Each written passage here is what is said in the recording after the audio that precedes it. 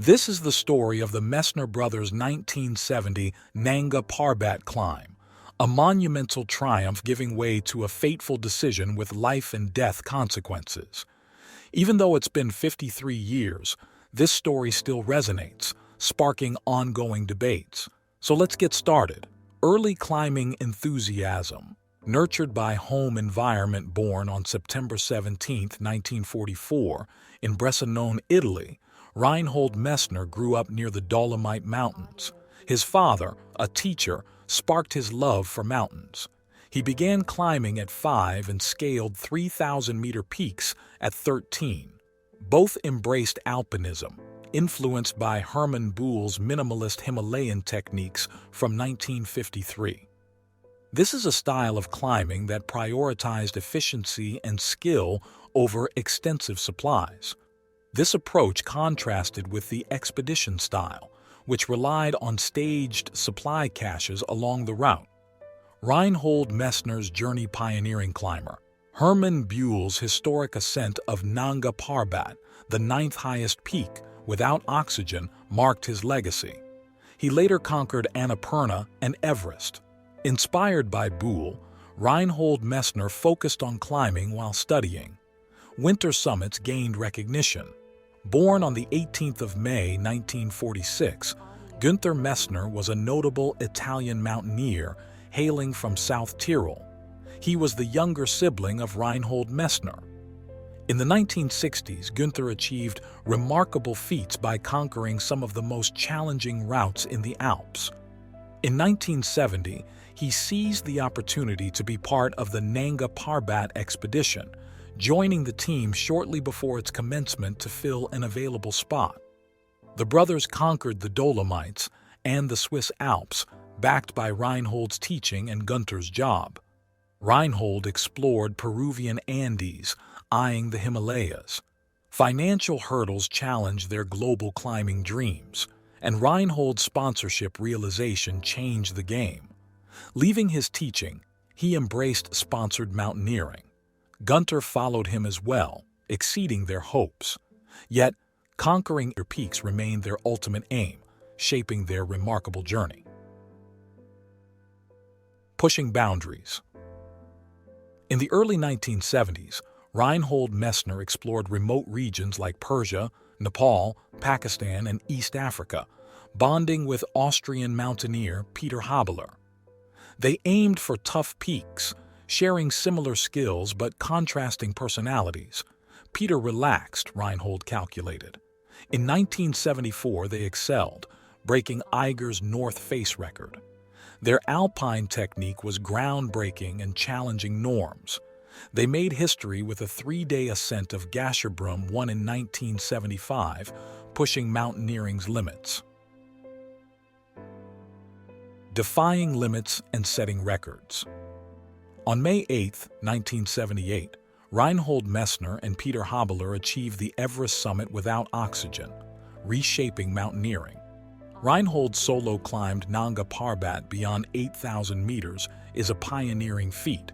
He led a team to K2 in 79 and soloed Everest in 80 without oxygen, gaining fame. In 82, he conquered Himalayan peaks in a season, cementing his premier mountaineer status. Reinhold's accomplishments intertwined with controversy due to unconventional views and identities. He identified uniquely, drawing both supporters and critics. Complex relationships included an affair, and straining bonds added more suspense to it. His 78 Everest ascent ended his friendship with Max. Beginning in 1970, Reinhold's Himalayan journey became an unparalleled climbing legacy. Nanga Parbat's Rupel Face Ascent. At 25 and 24, Reinhold and Günther Messner aimed to conquer Nanga Parbat's challenging Rupel Face in Pakistan.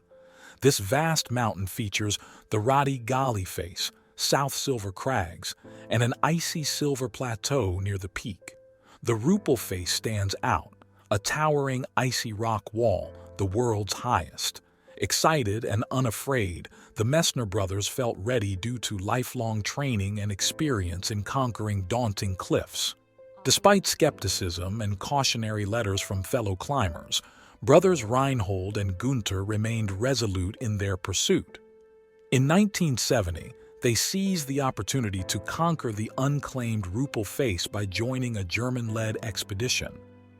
Challenges beyond the physical test arose, with clashes over ethics and decision-making. Frustration grew due to unfavorable weather and differing approaches. While team leader Karl Heliofer favored caution, the Messner brothers aimed for a swift ascent. This led to a perilous journey marked by tension and controversy. Nonetheless, their determination and climbing skills drove them forward to conquer the formidable Ruppel Face. As the expedition progressed, the dream of reaching the summit seemed increasingly remote. Days were dwindling until the expedition permit expired, and the weather remained unyielding. Yet a crucial opportunity arose when a break in the weather emerged. On June 27th, Reinhold Messner embarked on a solo ascent of the formidable Ruppel Face. This steep rock and ice wall, a long-standing challenge for climbers, was relatively manageable for Reinhold due to his extensive experience in the Alps, even though the higher altitude increased the danger. To his surprise and initial annoyance, Reinhold was soon joined by his brother Gunther on this daring ascent. Gunther caught up with Reinhold, and together they reached the summit an hour before sunset, a remarkable accomplishment that left them awestruck. Amidst their elation, they began to strategize their descent and consider safety measures, well aware of the dwindling daylight. However, the mood shifted dramatically when Reinhold noticed Gunther suffering severely from altitude sickness. What had been extreme joy transformed into utter devastation. Reinhold recognized the gravity of the situation and the urgent need to descend to lower altitudes. The perilous Ruppel Face descent was not an option for Gunther, whose ailment limited his technical abilities. In a life-or-death decision, Reinhold chose an uncharted route down the mountain, the Diemer Face. This path presented unprecedented dangers, as it had never been attempted before. The brothers had originally planned for a swift ascent and descent, lacking supplies for an overnight stay. Without essential equipment like a stove, tent, or sufficient food, their predicament grew dire. Fear gripped Reinhold as he grappled with an unfamiliar sense of helplessness. The urgent need to navigate the steep rock wall and the multitude of unseen hazards weighed heavily. Gunther's condition further complicated matters, but the brothers had no alternative. Descending was their only chance at survival. The initial descent led them to establish an overnight camp at the Merkel Gap, approximately 250 meters from the summit. Weather conditions prevented further progress, as the temperature plummeted to a bone-chilling 40 degrees below freezing. The situation had evolved into a dire struggle for survival, testing Reinhold's resolve and resourcefulness like never before. The following day, Gunther, feeling extremely ill from altitude sickness, and his brother observed two fellow expedition members ascending the mountain at a distance of just 100 meters. Despite spotting their expedition companions, the two brothers were unable to communicate with them. Unfortunately, the climbers passed by their makeshift camp without noticing. Realizing they wouldn't receive assistance from them, Gunther and his brother prepared to descend. Turning their attention to the challenging DMR face, they focused on navigating obstacles such as crevasses and dead ends. Enduring another chilly night in their basic camp, they marveled at their own survival against the odds. Determined to continue, they embarked on the next day's journey. With dawn breaking, Guten's brother took the lead, charting a secure route for their descent down the mountain. Reinhold's situation worsened rapidly. Frostbite and dehydration plagued Reinhold, leading to hallucinations. Thirst became urgent, and Reinhold luckily found a glacial stream. After that, he suddenly realized that Gunther was missing. Desperate searches proved fruitless. Exhausted, Reinhold established a camp, awaiting dawn. The night passed with tormented thoughts of an avalanche taking Gunther's life. In this survival ordeal, Reinhold Messner's strength was tested, haunted by his brother's fate. Several days later, Reinhold descended to the valley below the Diemer face on Nanga Parbat's opposite side. Despite surviving, he faced hallucinations and lost 7 toes to frostbite. Sadly, Gunther did not survive. Reinhold searched for Gunther on Nanga Parbat for a week, but sadly, his efforts were in vain. Each night, he returned to his tent disheartened, shedding tears for his brother. Yet, Reinhold had another reason for his search. He aimed to find Gunther to validate his account of events and clear his name.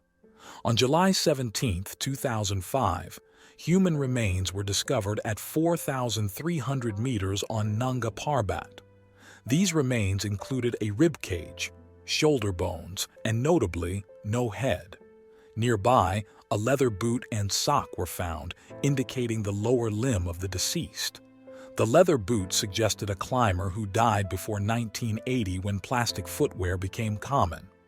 In 2000, Reinhold's friend found Gunther's fibula near the leather boot's location on the mountain. DNA analysis confirmed it was one of the Messner brothers. In August 2005, Reinhold, with journalists, verified the boot's match to their expedition's type. A rope loop over the toe, per Reinhold's advice, confirmed it as Gunther's. Reinhold informed his family and, with consent, respectfully cremated Gunther at the base camp. A Tibetan Chorten memorial was erected and Gunther's ashes were scattered toward the mountain in a final tribute. The next day worsened, especially for Gunther due to altitude sickness. 2 expedition members neared, but communication was impossible, and they passed without helping. Left on their own, the brothers tackled the Diemer face. Reinhold led, navigating obstacles. Another cold night passed, showcasing their resilience. Miraculously, they survived. Reinhold led again, guiding them down the mountain. Lingering controversy. In 1970, accusations arose that Reinhold prioritized ambition over his brother Gunther during an expedition. He denied it, leading to ongoing controversy. In 2003, claims emerged that Reinhold intentionally chose a tough route for Gunther. Conflicting accounts and family dynamics add even more complexity.